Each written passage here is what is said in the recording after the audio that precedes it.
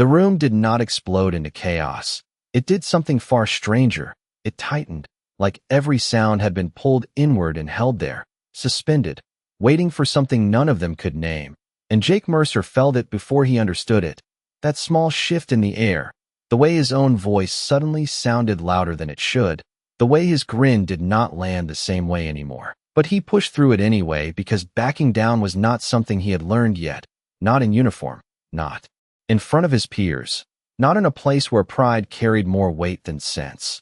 So he let out a short laugh and leaned back again, louder this time, forcing the moment to stay under his control. "What?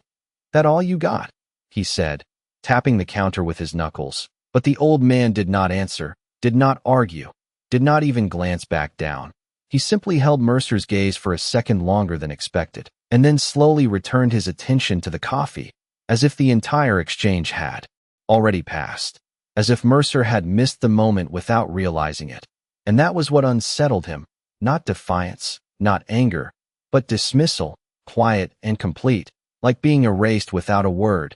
And behind the counter, Laura moved quickly now, the narrow hallway to the back office dim and lined with old supply boxes, her hand already reaching for the phone mounted on the wall, the plastic slightly yellowed with age. She hesitated for just a fraction of a second, not because she did not know who to call, but because she knew exactly who she should not be calling unless it mattered, and something in her chest told her this did.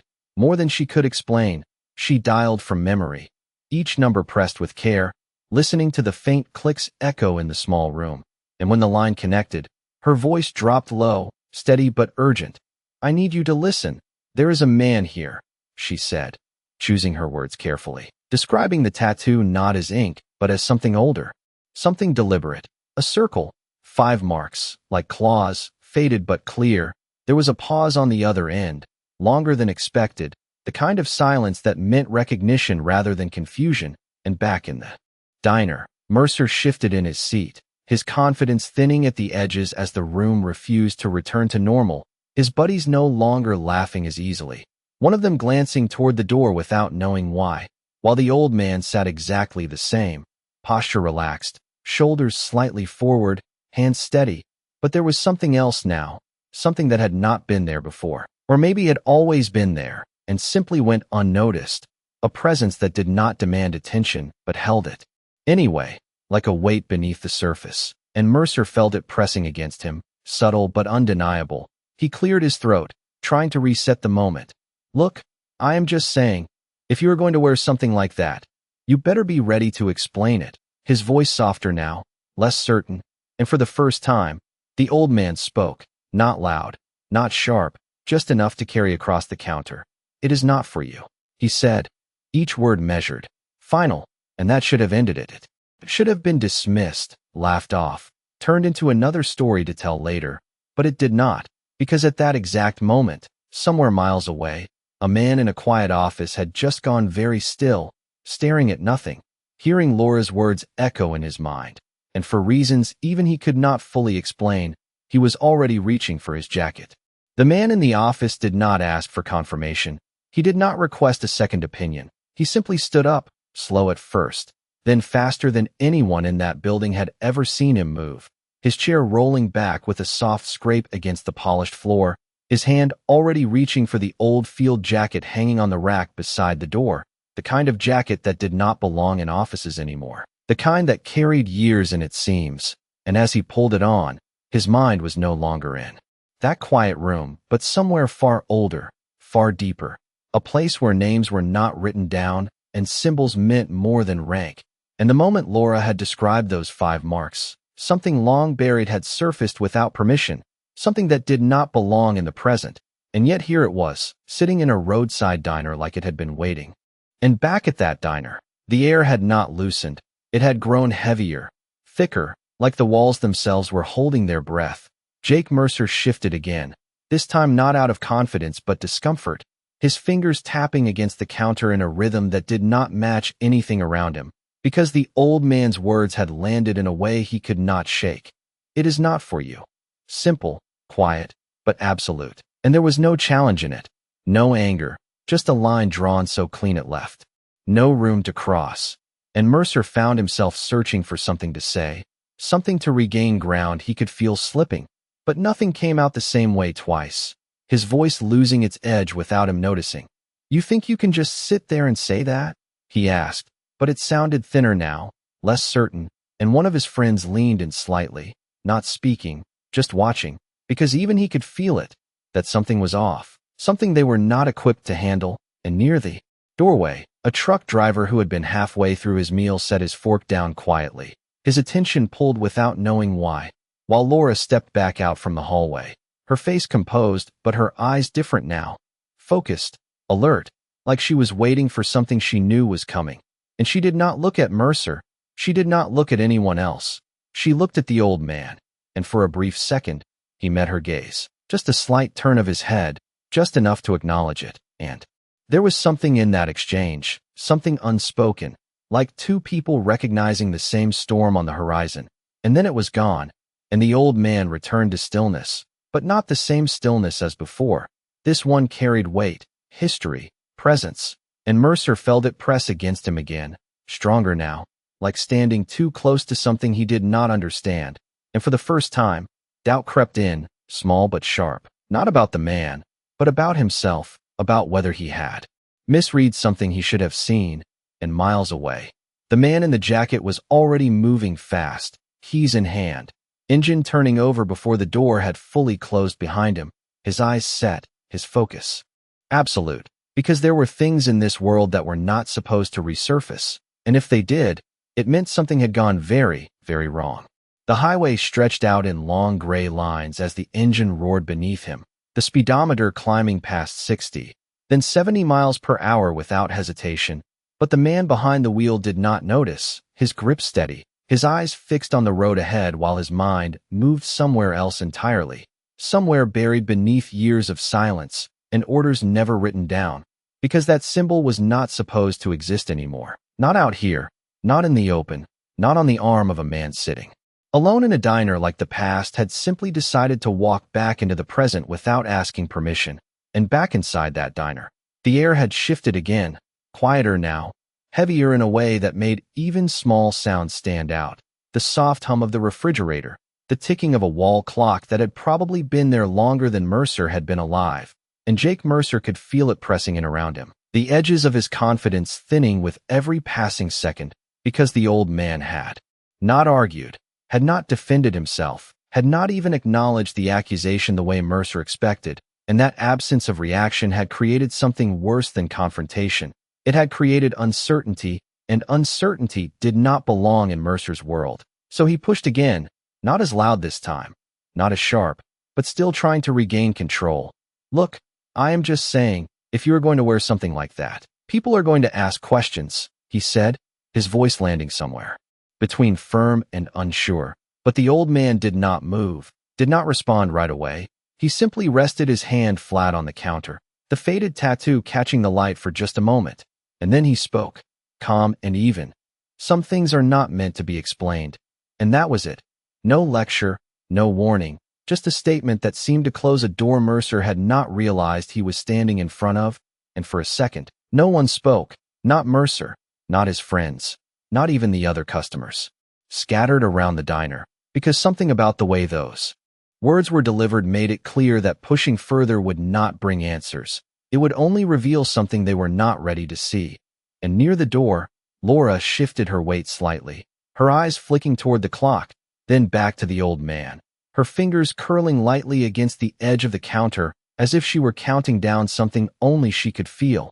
And Mercer noticed it, that glance, that tension, and it made his stomach tighten in a way he could not explain, because now it was not just the old man. It was the room itself, the way people were watching without pretending not to, the way conversations had not resumed, the way even his own friends had stopped feeding his momentum. And for the first time since he had opened his mouth, Mercer felt like he had stepped into something already in motion, something that did not belong to him, and he was just now realizing it.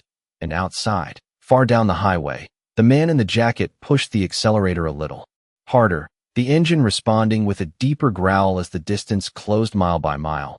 Because whatever was waiting in that diner was no longer just a question, it was a confirmation, and confirmations like that did not come twice. The memory did not arrive like a story. It came in fragments, sharp and incomplete, triggered not by fear or anger, but by something far more precise. The faint pressure of his own hand resting near that old tattoo. The way the diner light caught its edges just enough to bring it back to life for a second. And in that second the present slipped, just slightly, replaced by something older, colder. A sound that was not the hum of refrigerators or distant traffic, but the low static of a radio that refused to stay quiet. A voice cutting in and out, not clear enough to understand but urgent enough to matter. And then another sound layered beneath it, steady, mechanical, something turning in the distance, not loud, not close, but constant, like a heartbeat that did not belong to any one person. And the smell followed next, faint but unmistakable, not coffee, not grease, but damp earth and metal. The kind that settled into your clothes and never fully left, and then it was gone, just as quickly as it had come, leaving nothing behind except the old man's steady breathing and the quiet clink of ceramic as he adjusted his cup by half an inch, as if the past had only brushed against him on its way through. And across from him, Mercer blinked, unaware of what had just passed, but feeling its absence like a shift in pressure, like stepping into a room where the temperature had dropped without warning. And he rubbed the back of his neck, trying to shake the unease that had settled there. "You keep acting like it is nothing," he said, but now there was something else in his voice, not just irritation, something closer to confusion, because the old man was not playing the role Mercer had expected. He was not defensive, not reactive. He was simply there, present in a way that made everything else feel temporary. And that presence made Mercer's words feel smaller every time they left his mouth. While Laura stood behind the counter, her eyes moving once more to the door, then to the clock, then back again, each second stretching just enough to make the wait noticeable. Because she knew that call had landed, she knew it had been heard by the right person, and people like that did not ignore things like this, not symbols like that, not after everything that had been buried along with them. And Mercer noticed her again, that quiet tension, that expectation, and it pulled at him in a way he did not like, because it suggested this moment was no longer his to control, that something larger had already been set in motion without him. And he straightened in his seat, trying to reclaim something, anything. "Look, if you are not going to explain it, maybe you should not be wearing it around people who actually served," he said, but even as the words came out, they lacked the weight they were supposed to carry, because the old man finally looked at him again, not with anger, not with challenge, but with something far more unsettling, recognition. Not of Mercer himself, but of the pattern, the tone, the familiar echo of someone who believed they understood the world based on what they had been taught, and not what they had lived, and that look held for just a moment longer before the old man spoke again, quieter than before, almost reflective. "You think service is something you can measure," he said, and then he stopped, not finishing the thought, not needing to, because outside, somewhere just beyond the curve of the highway, the distant sound of an engine approached, growing louder with every passing second, and Laura exhaled slowly, her hand resting flat against the counter now, because whatever came next was no longer a question of if, it was a matter of timing. The engine sound grew louder, not fast, not reckless, but steady and deliberate, the kind of approach that did not need to announce itself because it already knew it would be heard. And outside the diner, a dark vehicle rolled into the gravel lot, tires crunching softly as it came to a controlled stop, and for a brief moment, nothing happened, no door opening, no movement, just the engine idling like a held breath. And inside, the shift was immediate, subtle but undeniable. Conversations that had not fully returned now disappeared completely, the air tightening once more as if the room itself recognized something before the people did. And Laura's eyes locked onto the door, her posture straightening just slightly, her hand no longer moving, because this was the moment she had been waiting for. And across the counter, Jake Mercer followed her gaze without meaning to, his instincts catching up to something his mind had not yet processed, that same unease rising again, stronger now. Because whatever was happening was no longer contained within this conversation, it had reached beyond it. And when the door finally opened, it did not slam, it did not creak, it simply moved, slow and controlled, and the man who stepped inside carried no visible urgency, no raised voice, no dramatic entrance, but everything about him shifted the space the second his boots touched the tile floor. His presence cutting clean through the tension without effort. His eyes scanning once, quickly, not searching, but confirming, and then settling directly on the old man at the counter. And that was when the room changed completely, because recognition is a quiet thing, but when it lands, it does not need explanation. And Mercer felt it before he understood it. The way the man's posture adjusted just slightly. The way his shoulders squared not in authority, but in respect. Something Mercer had not expected, not from someone who carried himself like that.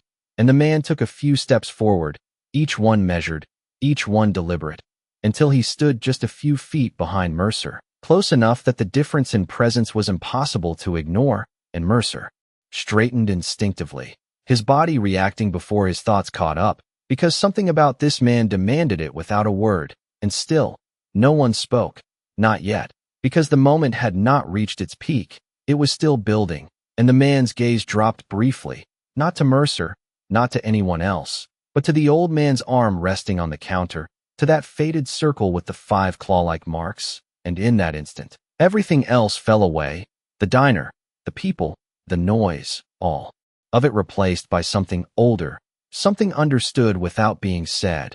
And for the first time since he had entered, the man exhaled slowly, like a confirmation had just settled into place, and when he finally spoke, his voice was low, controlled, but carried through the room with absolute clarity. "Who touched it?" he said, not loud, not accusing, just direct, and Mercer felt the words hit him like a shift in gravity, not because of their volume, but because of what they implied, because this was no longer about a joke, no longer about a conversation.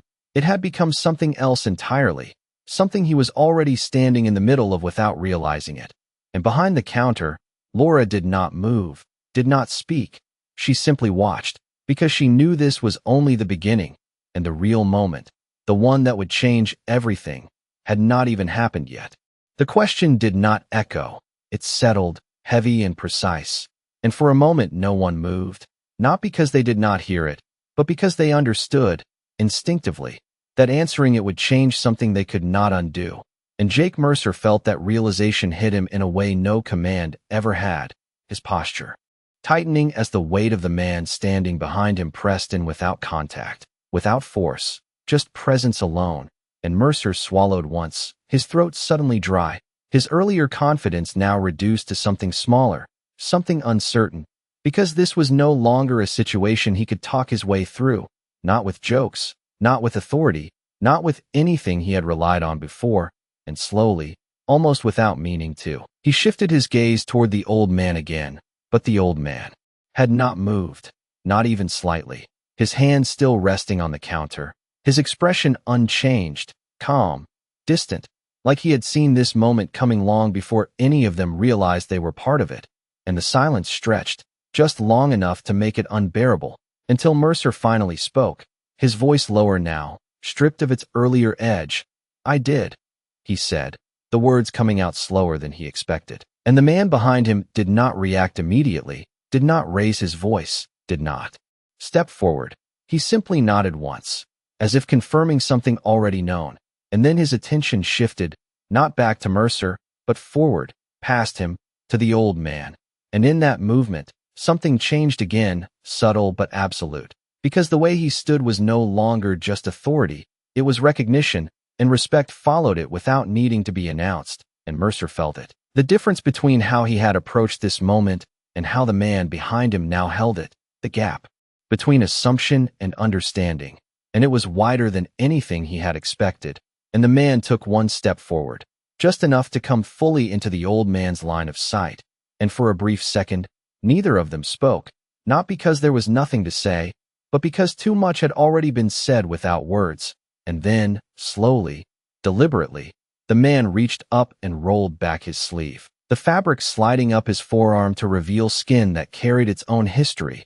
And there, clear and unmistakable, was the same mark, the same circle, the same 5 claw-like cuts, but sharper, darker, preserved in a way the other was not. And the effect was immediate, not loud, not dramatic, but absolute, because the room understood without explanation that what they had been looking at, what they had been dismissing, was not just ink. It was something shared, something earned, something that did not belong to stories or explanations. And Mercer felt the ground shift beneath him in a way that had nothing to do with movement, his earlier words replaying in his mind with a clarity that made them feel heavier. Because now he could see what he had missed, what had been right in front of him the entire time. And the man lowered his sleeve just enough to leave the mark visible, his gaze never leaving the old man.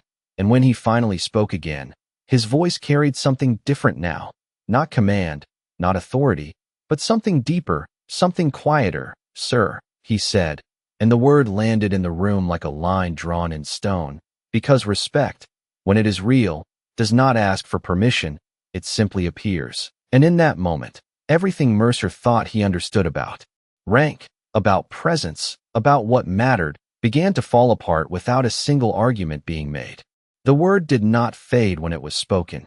It stayed, hanging in the air like something permanent, something that could not be taken back. And the old man finally looked up fully, not slowly this time, not distantly, but directly, his eyes meeting the man in front of him with a clarity that carried recognition without surprise, as if this moment had been expected, delayed but inevitable. And for a brief second the room seemed to fall away from both of them.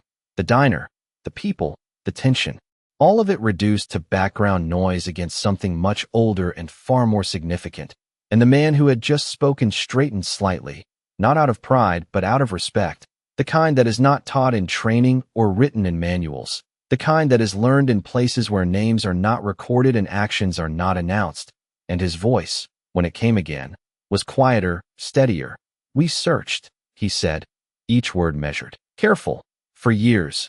And that was all, no explanation, no detail, just enough to open a door that had remained closed for far too long. And the old man's expression did not change dramatically. There was no visible shock, no outward reaction, just a small shift, almost imperceptible, like a weight adjusting slightly after being carried for too long.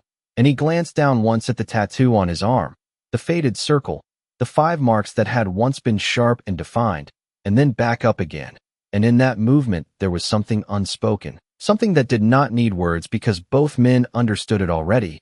And around them, the room remained completely still, every person present aware that they were witnessing something they did not fully understand but could not look away from. And Jake Mercer stood there, caught between them, no longer the center of anything, his earlier words now distant and hollow, his presence reduced to something secondary in a moment that had outgrown him entirely. And he shifted his weight once, unsure where to look, unsure where to stand, because the ground he had been so certain of just minutes ago had disappeared beneath him without warning. And Laura watched from behind the counter, her breath slow, controlled, her eyes moving between the two men as if trying to memorize the moment, because she knew it mattered, even if she did not know why. And the man in the jacket lowered his arm slightly, the matching mark still visible, and then, without breaking eye contact, he took one more step forward, closing the distance just enough to make the moment final, and his voice softened again, carrying something that had not been there before, something closer to relief than authority. "They said no one made it out," he said, and the words settled into the silence with a weight that changed everything. Because now it was not just recognition, it was revelation, and the old man held that gaze for a second longer before finally responding, his voice calm, steady, unchanged. Some things were never meant to be reported. And in that single sentence, the past and the present aligned, not with noise, not with explanation, but with understanding. And the room, still frozen in place, felt the shift without needing to hear another word. The silence did not break, it settled deeper, heavier, like the room itself understood that anything said now would carry more weight than anything that had come before. And the old man slowly reached for his coffee again, his hand steady, his movement unhurried, as if nothing about this moment required urgency. And that alone said more than any explanation could, because while everything around him had shifted, he had not. He remained exactly what he had been from the beginning, quiet, composed, and untouched by the need to prove anything. And the man standing in front of him watched that simple motion with a kind of focus that bordered on reverence, not because of the act itself, but because of what it represented, a life lived without recognition, without acknowledgement, and yet without bitterness, and after a moment, he nodded once, small and deliberate, as if confirming something only he could fully understand, and then he stepped back, just enough to create space again. Not distance, but respect, the kind that does not crowd, does not demand. And as he did, the shift rippled outward, subtle but undeniable, because the room followed his lead without being told, shoulders straightening, voices remaining quiet, even the air feeling different, lighter in one way and heavier in another. And Jake Mercer stood there, caught in the middle of it, his earlier certainty gone completely now, replaced by something far more difficult to face, realization. Not just that he had been wrong, but that he had not even known what he was looking at in the first place. And he glanced once at the tattoo again, that faded circle with its 5 marks, and now it looked different, not clearer, not sharper, but deeper, like it carried something beneath the surface that he could not access. And he opened his mouth slightly, as if to speak, to say something that might repair what had already been done, but no words came, because there was nothing he could add that would not feel smaller than the silence that had already taken its place. And behind the counter, Laura finally exhaled fully, the tension in her shoulders easing as she reached for the coffee pot again, her movements returning to normal, but her eyes still drifting back to the old man. For just a moment longer, because she knew she had just witnessed something that would not be repeated, something that did not belong to everyday life.